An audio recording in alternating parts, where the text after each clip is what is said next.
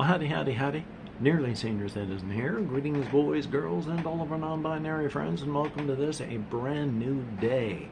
And remember, no matter who you are valid. Thumbs up for that. And indeed, it is a brand new day. It was gray and foggy when I went out and started my walk, but in not much time at all, that all burned off and it turned quite sunny. And even though it started off chill, it's going to be near 80 today. So it's, the first third of October, and I'm still waiting for autumn. Of course, the whole area is. Yay. Anyway, though, thumbs up for that, and welcome to a new day. One thing to start off with, I am starting to feel, because you can do off the facility what you cannot do on the facility. So on my way to my storage unit, I stopped off in the local cannabis shop and I bought 2 drinks. And on my way to my storage unit, I drank them both. And that was about 2 hours ago, and I'm starting to feel that. They don't care what you do off the facility, just don't bring it on. So you can do whatever you want just off, bring nothing with you, and come on, and you'll be fine. So that's what I did. So, thumbs up for that. Which helps for pain, let me tell you. That's the reason I use this stuff in the first place, pain control. Thumbs up for that. But in my storage unit, because I went there primarily to pay for it, but the person who you pay very rarely has the office open because they have several facilities and they've got people that need things in different places, so largely it's call in or just hope they happen to be there. Well, they wasn't there, but I still went into my unit to see about picking up another game and bringing it back here. I got this one ages ago and I put it into the storage unit because while it looks really cool, it also has like 10,000 little fiddly bits. And the more little fiddly bits I have to set up to play, the less able I'm able to actually play when I get it all set up. One of the ways to look at, there's spoon theory, where you like start off a day with X number of spoons. If you're a normal person who has no underlying chronic issues, you start off like 100 spoons, and getting out of bed takes a couple spoons, and then breakfast, a couple spoons. If you're going to head off to work, that takes some spoons, or if you need to take a shower, that takes more spoons. And so you got to ration your spoons to make them last all day, but you got 100 spoons. It's not that hard. But then if you've got chronic issues, you may only have 80 spoons or 70 spoons or 50 or 30 to spend. So you've really got to ration out the number of spoons that you can spend on stuff. That combined with, I snorted there, and even if you couldn't hear it, I could certainly feel it. My sinuses went, bleh. So fun for there. My executive function dysfunction issues are also a part of this, because with that, one of the ways that I look at it is I have X number of pounds of pressure that I can exert every day, and X number of amount of time, hours, minutes that I can spend exerting that pressure. And each thing that you have to do requires X number of time pushing on this lever with however much pressure that it needs. Now, if you only have 300 pounds of pressure to spend and 300 minutes of time to exert that pressure in, and you've got something that's going to take 100 pounds of pressure to do you want to spend the time to spend a third of all your time and pressure, or do you want to get a whole bunch of these other smaller things done? Or if you find that you're pushing through this, but you've run out of time or pressure, and then you can't get it done anymore, So that's one way to look at it. Of course, the other way to look at executive function dysfunction is every time you go to make a decision, you have to decode a puzzle, and the puzzle is just this chaotic assortment of lines and colors, and then you have to spell what animal that is a picture of. And once you've spelled what animal that is, then you can do that action that you would like to do. And since it's just a chaotic mishmash of lines and colors, you could spend all day, maybe 2 days or 3, trying to figure out what it is. It's a heavily distorted picture of, say, an anteater or a cow, but it takes 3 days to be able to decipher that and go, A-N-T-E-A-T-E-R. And then because of that, you can go over and pick those socks up off the floor that you've been trying to do for 4 days. When I'm setting up all the fiddly bits for these things here, I rarely have enough oomph left to play the game when it's all set up. Whether I'm using up push and pressure time or any other metaphor being used for it, setting it up because you have to think while you're doing it uses up so many resources that I just rarely have it in me to be able to do it. So the card games that I've had that you just set down 4 cards, I can play those with fair frequency. Other things up there like Iron Helm has a fair number of fiddly bits. I've only played that a few times. I've really liked it, but I've only been able to play it a few times because of the whole fiddly bits thing. And with this, whether or not it's going to put the picture forward or backward, yes, this is more than one person playing, I believe, because it can be played from like 1 to 4 or 1 to 8 players. I can't remember what. But it's a multiplayer or solo game. So it's conceivably not as fiddly. Conceivably. But I'd like to be able to figure these things out because part of it is just being stubborn, because normal people can do these things, and I'm a normal people, so I want to do these things too. And some of these are unrealistic expectations, because I've mentioned this before with the analogy of I have looked at the 5-card draw poker game of life, where I've seen other people making and playing hands and doing things with their lives. And I've been staring at my hand trying to figure out why I can't even get one hand done and played while everyone else is just doing things.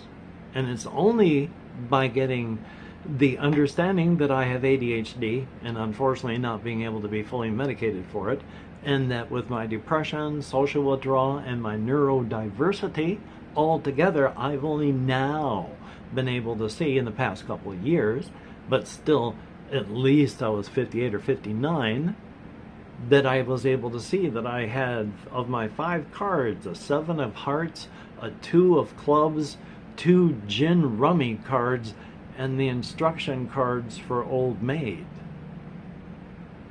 You can't make a hand with that. And I've spent my whole life blaming myself that I couldn't make a hand and play it and get ahead while everybody else was doing so around me.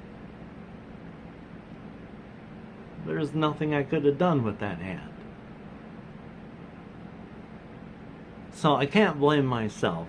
And I've got to not beat my head against certain walls, and I'm hoping that that's not just beating my head against the wall that I can't get through. Here's a hoping. I still play my other stuff up there. I still got my notebooks of things that I've printed out and I'm going through, because I still want to show you all, like I got at least 3 or 4 really quick but surprisingly deep dungeon crawlers solo that are random. which of course, solo it would be random because you can play other games as stuff if you want to spend the time converting it. But if you're trying to play something like this that's fast, you're not wanting to spend a lot of time doing that. That defeats the purpose. So, yeah. Yay. But anyway, that's what I've been doing, and I've been tired. I did not sleep well. I have to sleep on my left side again. I spent years being unable to sleep on my right side because my back hurt so much. And I could only sleep on my left because I can't sleep on my back, and I couldn't sleep on my right. I can't sleep on my stomach, so I had one side. So if anything went wrong, where would I sleep? But then it worked out. I could start sleeping on this side. And only in the past month has, I don't know what happened, but oh my God, trying to sleep on my right side anything more than a half hour, and it feels like there are spikes being driven into my hip. Happy days. So I got to sleep on my left, and when I'm hurting from sleeping only on that one side again, I got to get out of bed. I'm lucky if I get like 4 hours of sleep. I'm pretty tired. Yay! And of course, right now, the juice that I drank is really starting to affect me. So, wow. It's surprising how much I have to consume or I will not feel anything, but at least I can, and that's a plus, even though I take it as stated for pain. Anything else past that is just a little extra, a little bit of goodies, so thumbs up on that. So past that, I've been playing Grim Dawn. I was playing Titan Quest, but I had a couple characters. And the one character that I was playing, I got mixed up with the others that I could play so that I couldn't remember which one was which. ADHD for the win. So I deleted all those characters just out of frustration. I'm never going to play them now because I don't know where I am in them. However, with Grim Dawn, that's not the case. It's much more easy to find out what you're doing and where to go, and each game, it's so different. Each of the character types you can play. You play roughly just a combat Spartan type person running around in ancient Greece and beating stuff up in Titan Quest. But in Grim Dawn, you can play markedly different characters, and then you can spend whatever in-game currency you want, because it's all in-game, you don't have to buy anything, to work on what your character looks like. So you can have a really awesome looking character, and you bought that as illusion. You just look that way. It doesn't affect how your character actually plays or fights, but they look that way until you trade that equipment away. But if you're a distant character, that is so much different from someone who's a melee character, which is so much different from someone who's throwing traps, which is so much different from someone who's summoning creatures that go fight. It's really easy to tell your various characters apart in Grim Dawn, and I will never stop glazing that game. It is so good, and I've loved it ever since I got it. There's another expansion, DLC that's coming out. It's been out for like 10 years, but then, Titan Quest was out and then abandoned, not abandoned, but not worked on for like ages, about 10 years. And then suddenly DLC was being made for it. So, hey, the long tail on a game. You'll have to Google that one. So thumbs up. Anyway, though, I've been yammering, so I'm going to unyammer and bring it to a halt. and that's a good thing. So, hey, if you could, like, comment, subscribe, maybe pass the video on to somebody that would like to watch an old man yammer about inane, incoherent things, that would be cool. Definitely a thumbs up on that. And of course, if you have watched this if you have watched this video, if you could type Spring Valley into the comments to let the YouTube algorithm and myself know that people actually watch these videos to the end, he said in a blatant attempt at engagement farming.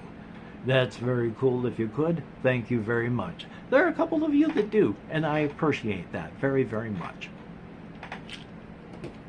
If you are a Patreon patron, thumbs up and thank you. You too are beautiful and awesome. You help me on my daily living. That's one way to say the word living. You help me in daily living. Without your help, it would be a lot harder. And with my rent going up here, I especially appreciate your help so very much. When you look in the mirror, you're looking at someone who is beautiful and awesome. And since I forgot to say this before I started the whole Patreon saying about part, I do have a link to a GoFundMe down in the description. I am trying to get money saved up so I can get a proper computer that will edit video, but will also play games and record games, because right now I cannot do so. I can go online with a very nice laptop that I have, but it was hardware that was made before Windows 8 came out. It has trouble just running the Steam client. So, thumbs up on that. But if you could check that out, that would be awesome. If you cannot donate, then don't even worry about it. Don't even think about it. I'm not trying to grift. I don't want to hurt anyone financially.